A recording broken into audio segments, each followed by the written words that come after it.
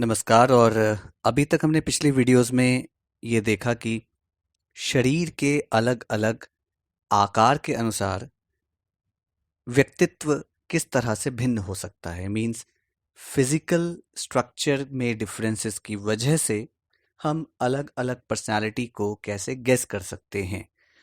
लेकिन क्या ये सही होगा कि किसी की बॉडी स्ट्रक्चर को देखकर हम ये डिसाइड कर ले कि वो ऐसा होगा वैसा होगा। भाई मान लीजिए कोई आदमी थोड़ा फैटी है, मोटा है, और हम उसके लिए गेस कर लेते हैं कि वो खुश मिजाज होगा। बट क्या ये ज़रूरी है कि एक फैटी आदमी खुश मिजाज हो? वो भी डिप्रेशन में हो सकता है। और मान लीजिए कि वो डाइटिंग कर ले और स्लिम ट्रिम हो जाए, तो क्या ये इस बात का इंडिकेटर होगा कि वो जब दुबला हो जाएगा तो उसकी इमेजिनेशन अच्छी हो जाएगी? तो ये कहना बड़ा मुश्किल है। तो हमें कुछ और ऐसे एलिमेंट्स चाहिए जिनके बेसिस पर हम पर्सनालिटी को और अच्छे से जानने की कोशिश कर सकें। तो चलिए, एक शुरुआती था कि हमने फिजिकल आउटलुक के हिसाब से ये देख लिया कि हाँ भाई, इसकी पर्सनालिटी ऐसी हो सकती है क्योंकि इसके शरीर की बनावट ऐसी है। भाई मोटा है तो बहुत सुस्त होगा, सोता रहता होगा, तभी तो मोटा हो गया। एक एक आम धारणा है, ये गलत है। जबकि क्योंकि ओबेसिटी के पीछे, मोटापे के पीछे और भी बहुत सारे रीजंस हो सकते हैं।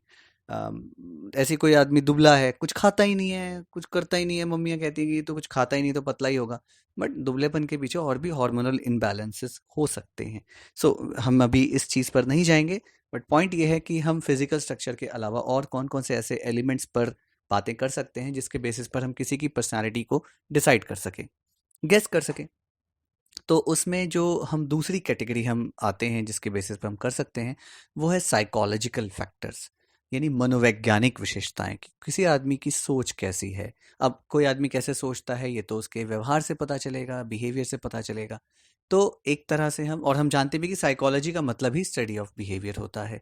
तो अब हम धीरे धीरे बिहेवियर पर उतरते हैं और ये जानने की कोशिश करते हैं कि उसका साइकोलॉजिकल कैरेक्टरिस्टिक या मनोवैज्ञानिक विशेषता क्या है। तो इस क्षेत्र में बहुत से लोगों ने काम किया, जैसे युंग है और आइजेंक है। ये मुख्य दो व्यक्ति हैं। हम इन दोनों की ज़्यादा बात करेंगे। एग्जाम्स में इन दोनों से रिलेटेड काफ़ी क्वेश्चंस आते हैं। तो पहला हमारा टॉपिक है आज का, युंग का व्यक्तित्व के जो प्रकार हैं, उसने जो समझाए उस पर हम थोड़ी सी चर्चा कर लेते हैं।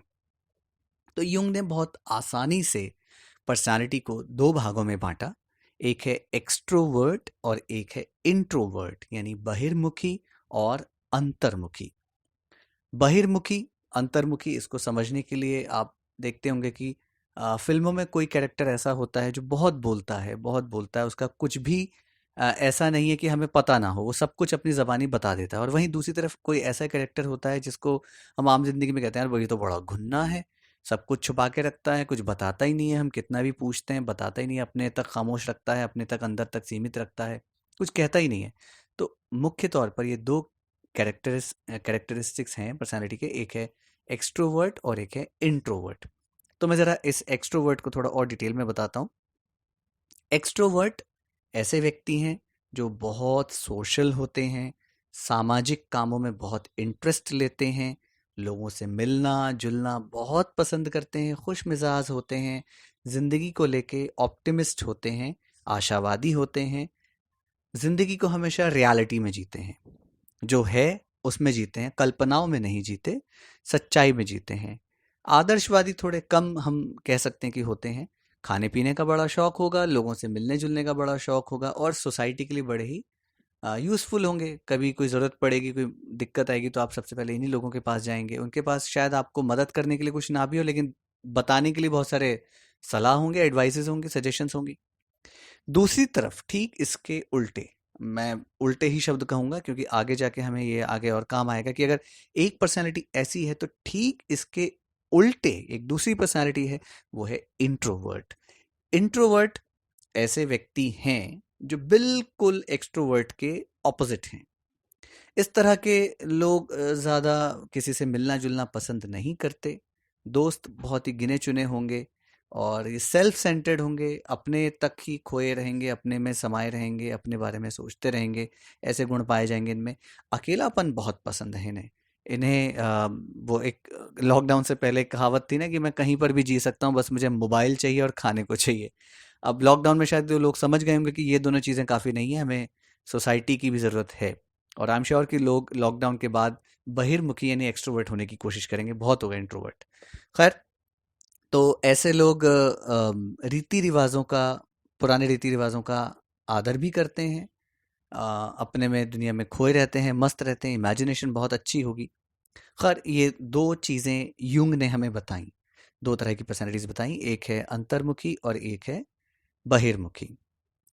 लेकिन बाद में जो साइकोलॉजिस्ट आए, जो मॉडर्न साइकोलॉजिस्ट हैं यानी कि आधुनिक मनोवैज्ञानिक हैं, उन्होंने इस थ्योरी की थोड़ी आलोचना की, थोड़ा क्रिटिसिज्म किया कि ऐसा नहीं है कि पूरी दुनिया को दो ही कैटेगरी में बांट दिया जाए, एक इंट्रोवर्ट और एक एक्सट्रोवर्ट।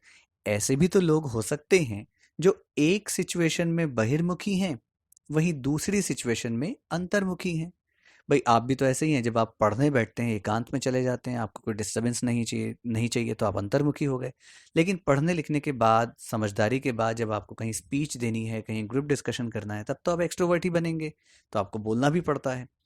तो मॉडर्न साइकोलॉजिस्ट का ये मानना है कि इंट्रोवर्ट और एक्सट्रोवर्ट के अलावा एक और पर्सनालिटी होती है जो इन दोनों के बीच में बैलेंस बनाती है, और उसे नाम दिया गया एम्बीवर्ट।